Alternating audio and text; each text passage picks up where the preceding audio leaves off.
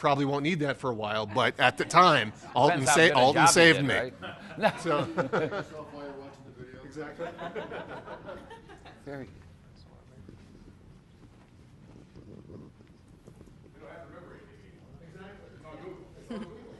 I think from a social media standpoint, video is the most effective way for people to like, know, and trust you.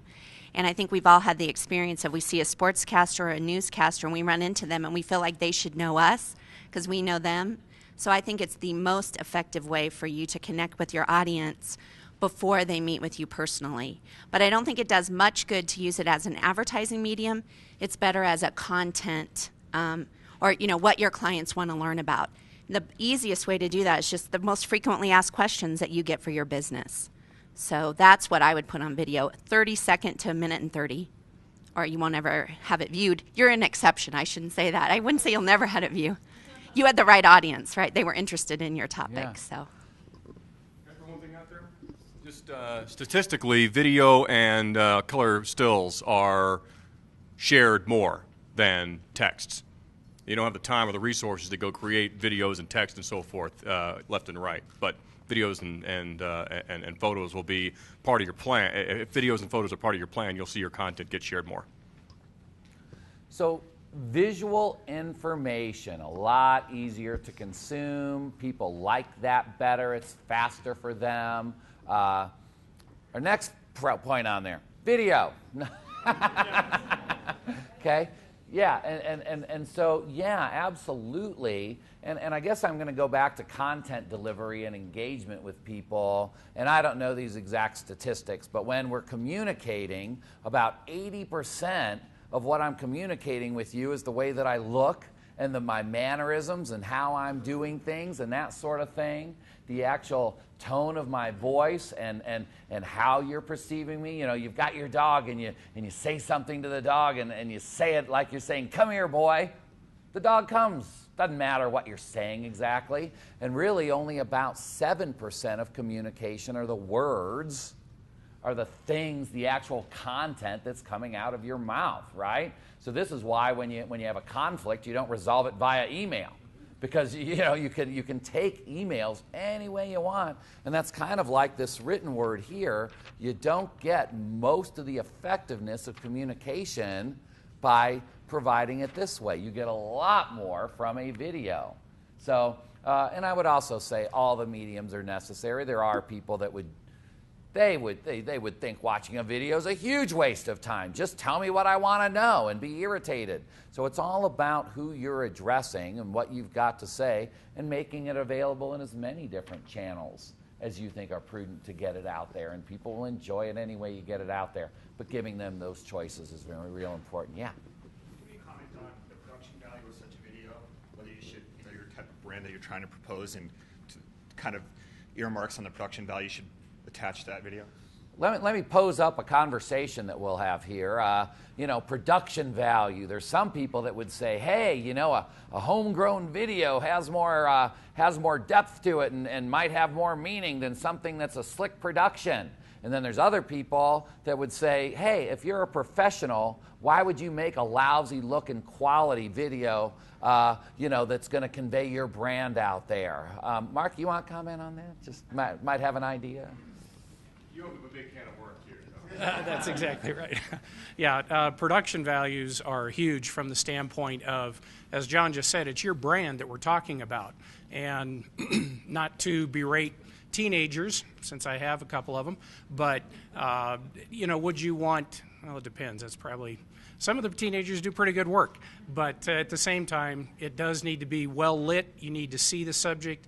You need to use a microphone as opposed to the camera microphone that you shoot from across the room and you get the echo or you get the sound from the air conditioning overhead. So from a production standpoint, production values are important. Dale, what would you say about that? Is there any reason why somebody ought to create a lousy looking video to to just say, hey, this is more genuine? Because I hear this argument, well, I could make it look lousy and it looks more real. And I don't mean lousy, but I mean not good looking, right? What's your take? Yeah, definitely you don't want to have a lousy video. Sound is hugely important. We see a lot of videos out there, and once you start watching it just for a couple seconds, if it's bad sound or you can't see it or anything like that, you turn it off and you can't really get the full message on it. So having something where you watch your lighting on there and you make sure that you have good sound, it's going to be a huge return on that for you. So people might say, hey, yeah, my phone has a great camera, but it probably has lousy lighting and lousy sound, right? And so who wants to watch a video where most of it's not going to look good? Only thing I would say is lousy might be the wrong word. Basic might be a better word. Basic. We'll go with basic. Because if you don't know about Gary Vaynerchuk yet, you should find out who Gary Vaynerchuk is. One camera, one light, talking to it, and all he does is talk to the camera for 30 minutes a day about wine, and he's killed it on social media. So lousy, no. Basic. But if your stuff is good with a basic video, there's nothing wrong with that. So good lighting, good sound, good quality, but doesn't have to be extravagant, right? It can be basic as long as you're taking care of those factors. There are lots of other things Vaynerchuk stuff, like all the time, always. Well, I'm talking specifically about the videos, though. They're super basic videos. But you can't just silo that, Peter. I mean, it's simple to this video thing. No, Vaynerchuk's got this whole strategy. Well, I would say it started with video, though, and then he absolutely expanded to where he is. Yeah. When did he start? 1998. Okay, yeah. A little ahead of the curve. Yeah. We were catching up to what he already had this huge audience. Though he hasn't had to change his production to anything elaborate. Exactly. It's working out. Well, that's good. That's his brand. I was just going to say, too, sometimes you can do basic video. If you're going to just do a simple blog, you don't have to go to a big production. But if it depends on what you're doing. If you're doing like tutorials or a different type of video, then you want to go to the bigger production. But sometimes you can just use video for basic blogs and stuff like that, too. Very good. Very good. There's another aspect of it, too, that goes to probably points 1 through 7, that it's all about the message. Who's your audience again? So basic could be great. Lousy sometimes is actually harder to produce than high quality if you're looking for a lousy look. Blair Witch Project is an example. So I think that, again, it goes to what your message and your story is. Pixar, the film studio, talks about it regularly. Why are you so successful? Starts about the story and what they're trying to tell, and then they build it perfectly after that. So they start with a good story. Very good. Well, bad can be good if it's done well. If you notice, if you look at TV nowadays, you notice that the camera sometimes on drama shows, it'll just kind of jerk around. Now, 2 years ago or 3 years ago, if you saw that, you would just freak out. But now you're used to it because it's just the way TV is done. So in the same way, if you make a video, look very carefully at what other people are doing and then follow good examples. That's the best way to start. I mean, it sounds like everything I'm hearing is people talking about live video production to create a movie-like thing that you can watch on the internet, and you don't have to do that. You can create PowerPoint videos that are graphical and very interactive and lots of motion and things like that. And you don't have to deal with lighting. You don't have to deal with all those kinds of things. And it can be very, very effective as well. But it doesn't have to be complicated, video production like we have going on here type of thing. Okay. Just to comment on the last comment, and that is that I think those are. Oh, sorry. I think those are valuable comments, but I don't think people can like, know, and trust you from a PowerPoint video. So I think that you're better off. I think the most important thing, and what the data is showing, the statistics are showing, is good sound. So if you could shoot video with your iPhone, but you had an internal mic or an external mic plugged into your iPhone, and you have lighting, outdoor lighting, it picks up HD, and you're going to put it on your Facebook page, I think that is good enough. So sometimes you have to, I believe, ask yourself, is it good enough for what you're trying to accomplish?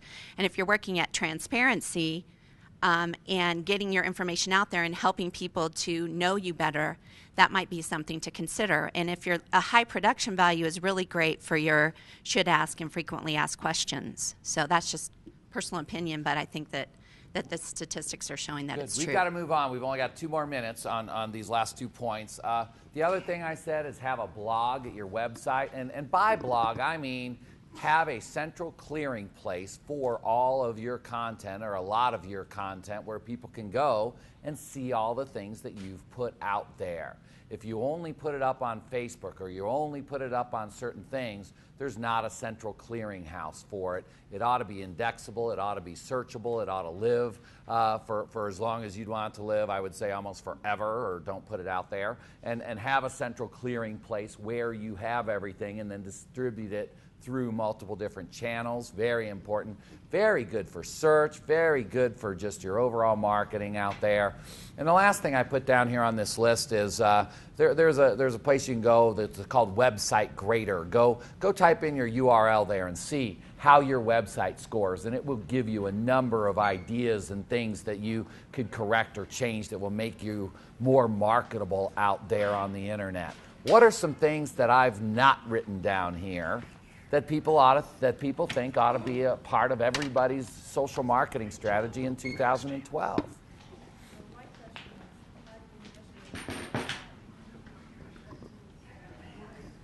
It all depends on what you want to measure.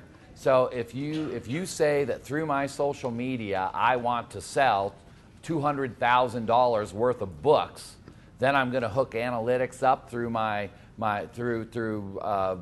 shopping cart, and I'm going to track the independent URLs. Every time I do a tweet, I'm going to add an extra bit of code on there, and it's going to go through my analytics on my shopping cart, and I'm going to say I got this many sales from Twitter.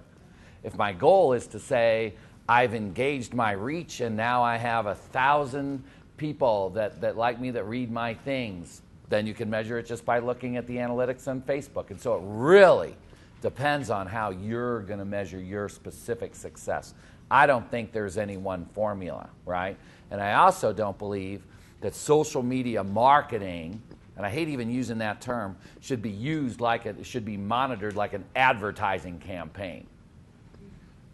You have to be doing it. You don't have a choice. If you do Facebook for 6 months and you haven't sold anything, you can't not do Facebook any longer. You've got to participate. You can adjust the time that you spend. You can adjust your other marketing and your other strategies. You can look to see if you're engaging people or not.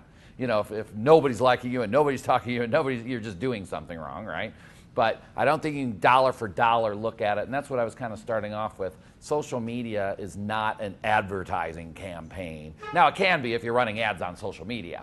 But the participation thereof is you've got to do it to have a company and to be engaged in today's world. I was just going to say, in terms of ROI, we all know, or most of us know as ROI as return on investment. But social media should more be about return on influence. So it should be about the presence that your social media strategy has in the world or in the web presence, and also the culture that your business extends through social media use. So it's not so much investment as much as influence. And I'm going to live here where we're talking somewhat about investment because it's your time. I think you can spend a lot of time. One more comment? No? All right, we're going to, yes, real fast. Real quick here, on a video, making a video, what is the best average length of time that video should be? 20, 30 seconds, a minute? I mean, I'm talking about people that are just visually Peter, what going into it. Yes. Yeah. What was that, sir? So as long as it needs to be. A 10-minute travel video probably makes sense to get a feel for where she was at, what she was doing. Yep. For carving a turkey, I think it was like 2 minutes. Okay. The shorter the better as a general rule, but don't let that limit you would be what I would say. When I started journalism school, one of the people that I had as a teacher came out and said that the how long should the article be? How long should the story be? How long, everybody has this question, and he always, they would say it should be like a woman's skirt. It should be long enough to cover everything and short enough to make it interesting, And I always remember that. We're going to go into our tips groups now.